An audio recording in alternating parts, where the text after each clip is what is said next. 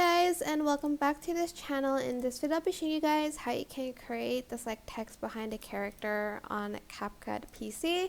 So I'm just going to add in my video and add in my text, and I'm going to type in hello, and I'm also going to change the font as well.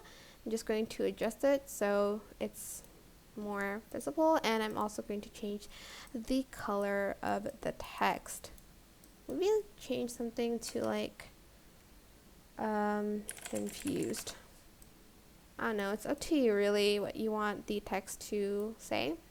Then you're going to select that video, copy, and paste it on top of the text.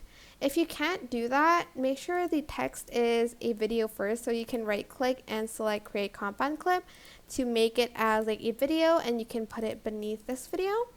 Then just go to cutout and select auto cutout to delete that kind of background. You can also move this around if you'd like to.